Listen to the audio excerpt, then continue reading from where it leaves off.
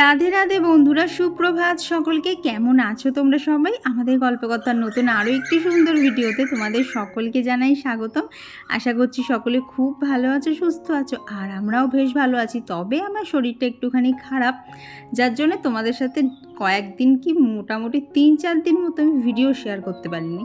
তেমন কিছুই না, তবে কি বলো তো, রিসেন্টলি আমার যে তোমাদেরকে বলি না আমার কোমরে ব্যথা আছে, তো সেটা এত পরিমাণ বেড়ে গেছে, কোনো কাজ তো ঠিকভাবে করতেই পারছি না। প্লাস এডিট করতে বসবো কি, দেখো যতই যেভাবেই এডিট করি না কেন, ঘাটটা তো একটু নিচু করতেই লাগে না ফোনের দিকে, তো সেইটা করার ফলে কিন্তু আরও ব্যথা বাড়ছে, যার জন্য কয়েকটা দিন একটু রেস্ট নিয়েছিলাম।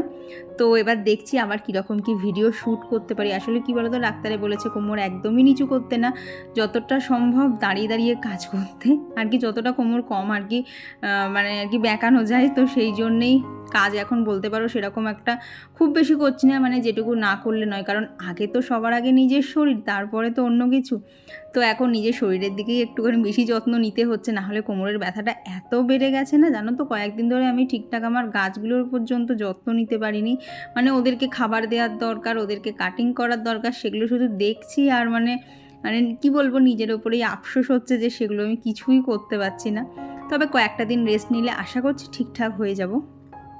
তো আজকে যে দিনের ভিডিওটা শেয়ার করছি, এটা ছিল হচ্ছে শুক্রবারের ব্লগ, অর্থাৎ এটা ছিল হচ্ছে 1 মে। তো সেদিন তো কৌশিকের অফিস ছুটি ছিল, তো যার জন্যে দিনটা একটু দেরি করেই শুরু হয়েছিল। তো এখন মোটামুটি ওই 9টা মতো বাজে, উঠেছি তো বেশ খানিকক্ষণ আগে, অনেকটা ঘরের কাজও হয়ে গেছে।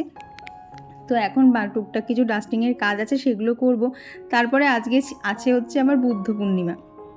তো পূর্ণিমা মানেই তো তোমরা জানো রাধা মাধব, তারপরে ধরো গৌর নিতাই, তারপরে গোপাল, সবাইকে নামিয়েই আর কি দুধ গঙ্গা জল দিয়ে স্নান করিয়ে তাদেরকে আবার মানে প্রত্যেকটা পূর্ণিমাতেই করি। তো সেই জন্যে সেটাও আজকে করতে হবে, যার জন্যে ছুটির দিন নেই, অনেকটা কিন্তু কাজ রয়েছে। তো ভাবলাম ঘরের কাজগুলোকে ঝটপট করে শেষ করে নিই, তারপরে রান্নাবান্না সেরে হচ্ছে পুজোর কাজে হাত দেবো। তারপরে মাঝখানে আজকে একটুখানি মার ওখানেও যাওয়া আছে, কেন আছে সেটাও তোমাদেরকে দেখাচ্ছি। তারপর বিকেলবেলার দিকে যাওয়া আছে হচ্ছে আমার মামার বাড়ি। বিয়ের পরে এই মনে হয় 2nd টাইম না 3rd টাইম, আমি ভুলেও গেছি লাস্ট কবে গেছিলাম, অনেক দিন যাওয়া হয়নি। তো আজকে তো কৌশিকের অফিসটা ছুটি ছিল, আর মামাও বারবার করে যেতে বলে, আর কি বিয়ের পর কৌশিক এখনও একদিনও যায়নি, তো মামা বারবার করে যেতেও বলে। তো সেই জন্যই আর কি আজকের দিনটা বাছা হয়েছে, যে ছুটি রয়েছে এরকম হঠাৎ করে, তাহলে একটুখানি ঘুরেই আসি।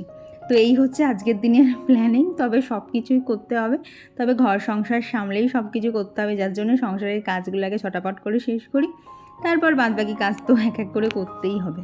তো চলো এদিকে ঘরের কাজগুলো কমপ্লিট করতে করতে তোমাদের সাথে কিছু কমেন্ট শেয়ার করে নিই। তো আমার গত ভিডিওতে দে হালদার সুস্মিতা আইডি থেকে দিদিভাই কমেন্ট করেছো, জানো তো তোমার ভিডিও আমি অনেক দিন ধরে দেখি, কিন্তু তোমার ভিডিও এত ব্যস্ততার মধ্যে দিয়ে আমি দেখি কিন্তু কমেন্ট করে উঠতে পারি না। ঠিক আছে গো দিদিভাই, তুমি যে তোমার সকালের এত ব্যস্ততার মাঝখানে আমার ভিডিও দেখো, বিশ্বাস করো এর জন্য আমি ভীষণভাবে কৃতজ্ঞ। কারণ ওই টাইমে মানে তুমি যে টাইমিংগুলো লিখেছো না, সেই রকম টাইমিং আমার সকালবেলা থাকে, কারণ কৌশিকের অফিস থাকে, তার মধ্যে তোমার আবার ছেলের স্কুল আছে, তো চাপটা আরও বেশি। ঠিক আছে গো, কমেন্ট না করতে পারলেও কোনো অসুবিধা নেই, তবুও যে তুমি সকল ব্যস্ততার মধ্যে দিয়ে আমার ভিডিও দেখো, এটাই আমার কাছে অনেক। আর কমেন্ট করেছো আসিফ ফারজানা থেকে, ফারজানা দিদিভাই, তো দিদিভাই লিখেছো বেলের সর্বদা চিকেন তন্দুরিটা লোভনীয় হয়েছে। হ্যাঁ গো, আগের দিন চিকেন তন্দুরিটা খেতেও যেমন হয়েছিল, তারপরে তো বাইরে ওরম ঝমঝম করে বৃষ্টি পড়ছিল, সব দিয়ে একদম মানে পারফেক্ট ছিল। আর কমেন্ট করেছো সিম্পল হাউসওয়াইফ থেকে দিদিভাই, আর কমেন্ট করেছো সুলতা দাস দিদিভাই, শিল্পী দত্ত দিদিভাই, সুচরিতা মণ্ডল দিদিভাই, আর বিনীতা দিদিভাই লিখেছো অনেক দিন পর তোমার ভিডিওটা দেখলাম দিদিভাই, পুরো ব্লগটা খুব সুন্দর হয়েছে, থ্যাংক ইউ দিদি।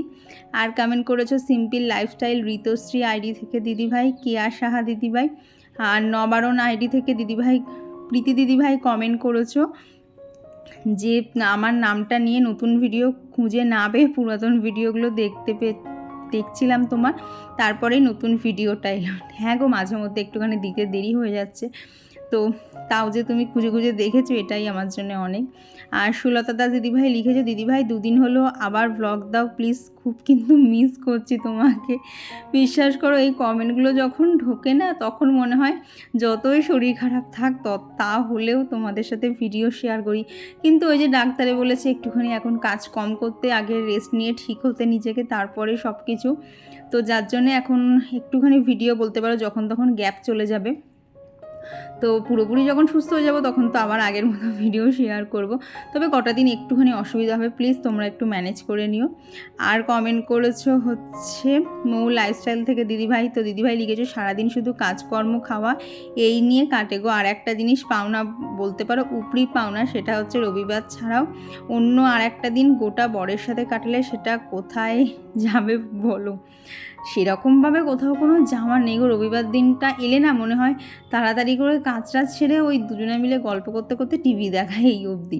দেখুন একসাথে সময় কাটানো মানেই যে সবসময় বাইরে যেতে হবে তা তো সম্ভব হয় না। মাঝে মাঝে ঘরের মানে মধ্যেও বলতে পারো নিজেদের জন্য একটুখানি সময় বের করে নেওয়া যায়। আর অভিলাষ আইডি থেকে দিদিভাই কমেন্ট করেছো, থ্যাংক ইউ আমার কমেন্টটা পড়ার জন্য। তুমি এই গরমে কি করে কাজ করার মোটিভেশন বাবা, আমি তো একদিন হুট করে করি আর একদিন মাথা ব্যথা করে আমার। দেখো কাজ থাকলে সে যেভাবেই হোক নিজের মতো করে টাইম ম্যানেজ করে কিন্তু কাজগুলো করতেই হবে। আর দেখো তো আমার সংসারে কাজ করার মতো কেউ সেরকম নেই, তাই যখন যেরকম থাকে সেইভাবেই করে ফেলি। আর এদিকে দেখেছো আকাশে কীরকম মেঘ করে উঠেছে, এখন মোটামুটি ওই 10টা মতো বাজে।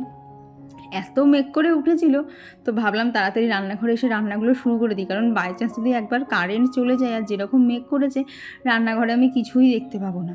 তো ঝটপট নিচে এসে আজকে হচ্ছে স্পেশাল খাবার, সেটা হচ্ছে ওদিকে তো দেখলে আলু ভাজা বসিয়েছি, আর এদিকে গতকাল রাতে না ভাত একটু ইচ্ছা করেই বেশি করেছি, কারণ এই এত গরম গেলে একদিনও পান্তা ভাত খাওয়া হয়নি। কী যে ভালো লাগে এইভাবে পান্তা ভাত, তারপরে ধরো আলু ভাজা। তবে আজকে যেহেতু শুক্রবার ছিল তাই পেঁয়াজটা ছিল না। তো এইটাই ছিল আজকে আমার আর কৌশিকের সকালের টিফিন। তো তারপর চলে এসেছি হচ্ছে সোজা রান্নাঘরে, আর এখন বসাবো হচ্ছে একটুখানি মুগের ডাল। আজকে তো আমাদের নিরামিষ, তাই মুগ ডালটাই বেশি হয়। তো আজকে ডালটাই যে রান্না করছি 11-র যে মাল্টিকুক কেটেল, এই কেটেলটার মধ্যেই। ভাবলাম তাড়াতাড়ি হয়েও যাবে আর আমার বাসনপত্রও কম নামবে, কারণ এত বৃষ্টি, দিদি যদি কাজ করতে না আসে তখন আমার আবার অনেক বাসনপত্র মাজতে হবে। আর মাল্টিকুক কেটেলটায় রান্না যেমন তাড়াতাড়ি হয় তেমনি কিন্তু বাসনপত্রও খুবই কম লাগে, তো যার জন্য মাল্টিকুক কেটেলের মধ্যেই বসিয়ে দিয়েছি। তো ওদিকে ডালটা সিদ্ধ করতে বসিয়ে দিয়েছি, একবারে ফোড়ন দিয়ে বসিয়ে দিয়েছি। আর এদিকে দেখো একটুখানি ফুলকপি কেটে নিচ্ছি।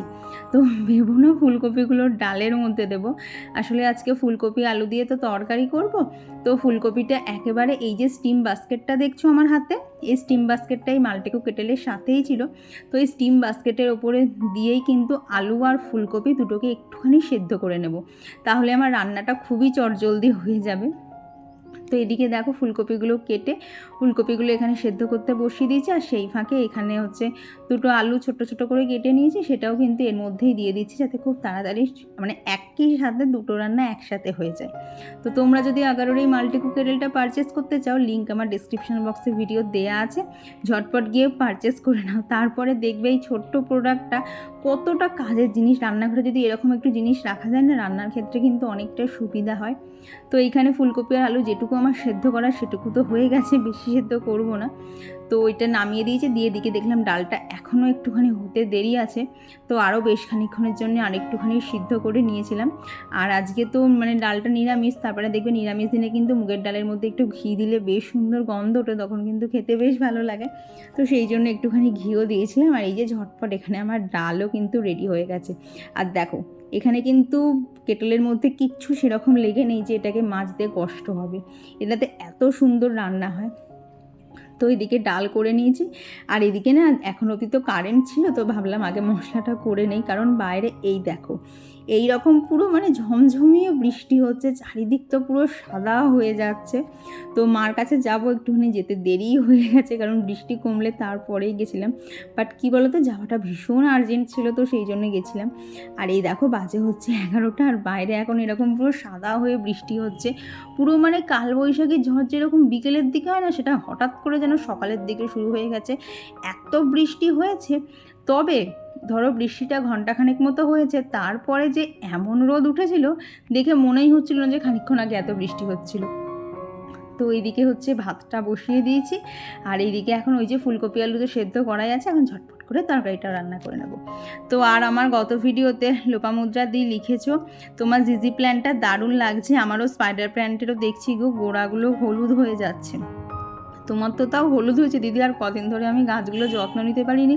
আমার স্পাইডার প্ল্যান্টের অবস্থা এত খারাপ না, তোমার দেখলে কান্না পাবে যে অত সুন্দর গাছটা এইরকম হয়ে গেল। আসলে ঠিকঠাক করে যদি যত্ন না নেওয়া যায় না, সব জিনিসই কিন্তু নষ্ট হয়ে যায়।